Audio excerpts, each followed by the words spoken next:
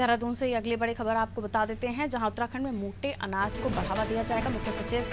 के अधिकारियों को निर्देश, मोटे अनाज की नई नीति प्रस्ताव तैयार करें और तय समय सीमा में प्रस्ताव तैयार करने के भी निर्देश हैं। यानी डिले या लेट लतीफी नहीं चलेगी। तय समय सीमा में निर्देशित किया गया है मोटे अनाज को बढ़ावा देने के लिए। देखिए, अलग अलग स्टेट में जो मोटा अनाज है, अलग अलग राज्य में उसको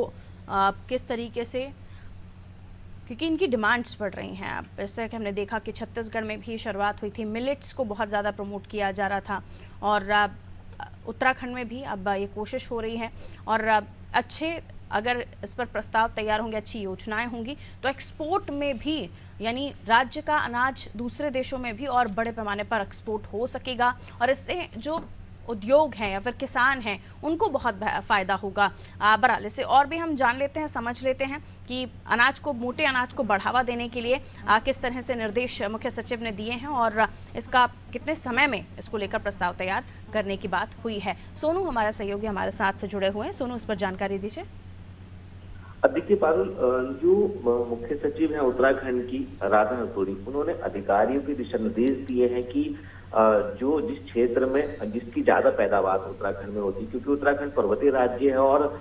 यहाँ पर औषधीय और खास तौर से मेडिसिन प्लांटेशन का काफी स्कोप है और उद्यान विभाग की एक अहम भूमिका इस राज्य में है। तो ऐसे में चाहे वो ऊंचाई वाले क्षेत्रों में सेब का उत्पादन हो और कीवी का उत्पादन हो या फिर इसके अलावा जो शहद का उत्पादन है, इसको कैसे बढ़ाया जा सकता है और कैसे उत्तराखंड के इन लोकल उत्पाद को अंतर्राष्ट्रीय स्तर पर पहचान दिलाई जा सकती है, इसके लिए सरकार लगातार प्रयास कर रही है। और यही वजह है कि अलग अलग उत्पादन के लिए अब अलग अलग समय सीमा तय की जा रही है और साफ तौर पर ये दिशा निर्देश देती है। जैसे अगर हम सेब की नई नीति की बात करें तो 15 दिन के समय सीमा में प्रस्ताव अधिकारियों को, विभागीय अधिकारियों को बनाकर मुख्य सचिव को देना होगा। इसके अलावा अगर हम मोटे अनाज की बात करें, जो जिस क्षेत्र में जिसकी ज्यादा पैदावार हो रही, क्योंकि राज्य और केंद्र सरकार संयुक्त रूप से लगातार ये प्रयास कर रही है कि जो मोटे अनाज की जिन क्षेत्रों में पैदावार हो रही है उसको कैसे बढ़ावा दिया जा सकता है, कैसे इसको एक व्यवस्था के तहत, एक समय सीमा के तहत इसको बढ़ावा दिया जा सकता है, कैसे इसको ज्यादा से ज्यादा क्षेत्रों में पहुंचाया जा सकता है और इसकी एक अलग पहचान स्थापित की जा सकती है और इसकी ब्रांडिंग की जा सकती है। तो इस पर फोकस किया जा रहा है और इसके लिए समय सीमा तय की है। तो कुछ ऐसे मोटे अनाजों का उत्पादन है जिसकी नई जो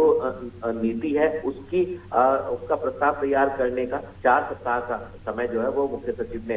विभागीय अधिकारी को दिया है। कोशिश यही की जा रही है और सरकार का संकल्प भी यही है कि उत्तराखंड के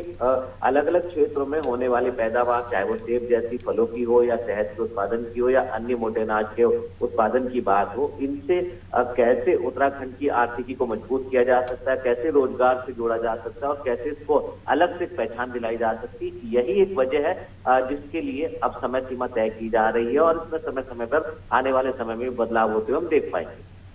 बिल्कुल, और ये परिवर्तन काफ़ी बेहतरीन भी होंगे आने वाले समय में, अगर सही तरीके से जो प्रयास हैं, जो नीयत है वो